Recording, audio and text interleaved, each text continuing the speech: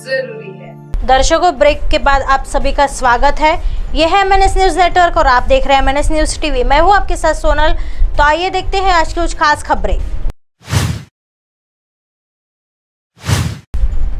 यह खबर मुंबई से सामने आ रही है। संजय राउत का नाम लेना महाराष्ट्र का अपमान, किरण पावस्कर।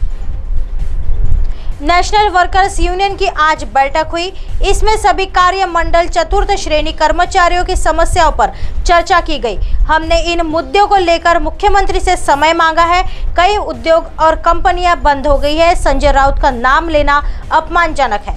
रामनवमी और अन्य त्योहारों की यात्राएं अब दंगों जैसी लगने लगी है।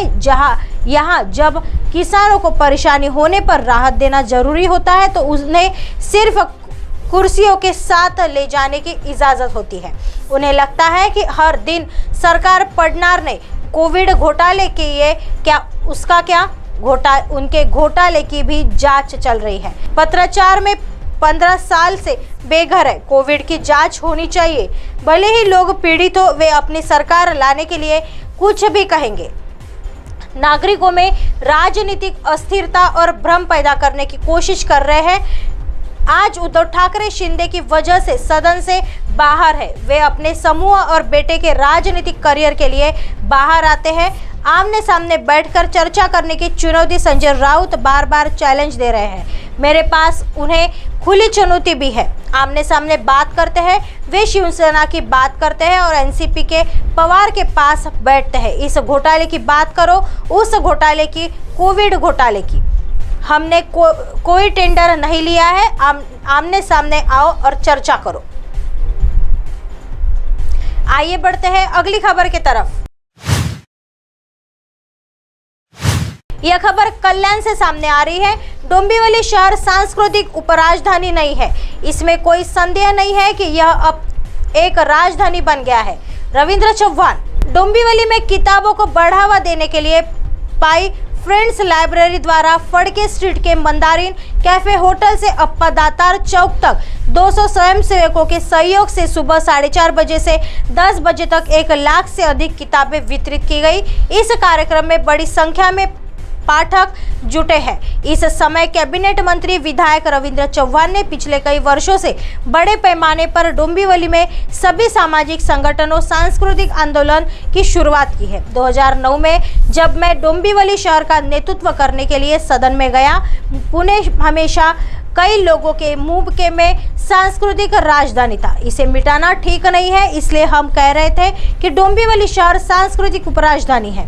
लेकिन अब जिस तरह से सभी संगठनों से सांस्कृतिक आंदोलन खड़ा कर दिया है, इसे देखते हुए डोंबिवली शहर एक सांस्कृतिक उपराजधानी नहीं है। इसमें कोई संदेह नहीं है कि यह अब एक राजधानी बन गया है, रविंद्र चौहान ने कहा। आइए बढ़ते हैं अगली खबर की तरफ।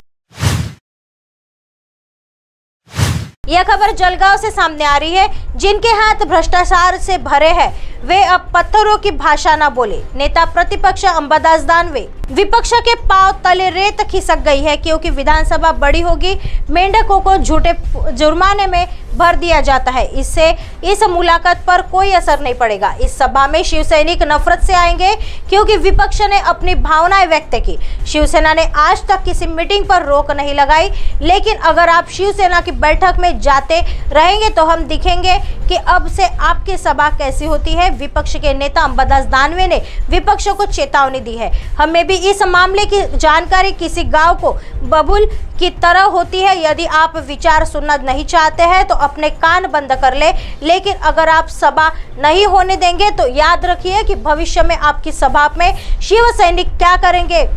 पत्थर फेंकने वाले हाथ अब विश्वासघाती और बॉक्स लेने वाले हाथ हो गए हैं। जिनके हाथ भ्रष्टाचार से भरे हैं उन्हें अब पत्थरों की भाषा नहीं बोलनी चाहिए। तेरे पत्थर के हाथ सदा के विश्वासघात से टूट गए हैं। संजय राउत इस चुनौती को स्वीकार करेंगे, लेकिन उन्हें भी इस्तीफा देकर दोबारा चुनाव लड़ना चाहिए।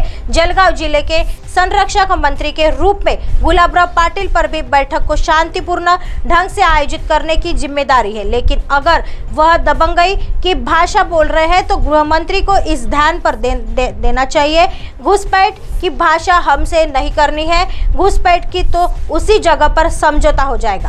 अब आप हमारे चैनल को आपके मोबाइल पर भी देख सकते हैं। मोबाइल ऐप पर देखने के लिए प्ले स्टोर से MNS news TV apps download करें। इंस्टा, ट्विटर, हाईकुक, फेसबुक और कई सोशल मीडिया के प्लेटफॉर्म पर हमारा चैनल उपलब्ध है। आप इसे यूट्यूब पर भी देख सकते हैं। आप हमारे चैनल को लाइव भी देख सकते हैं www.mnsnewstv.com पर। फिलहाल वक्त हो चला है दर्शकों ब्रेक का। ब्रेक से लौटने के बाद देखिएगा देश और दुनिया की तमाम खबरें। बने रहिए MNS न्यूज पर। नमस्कार।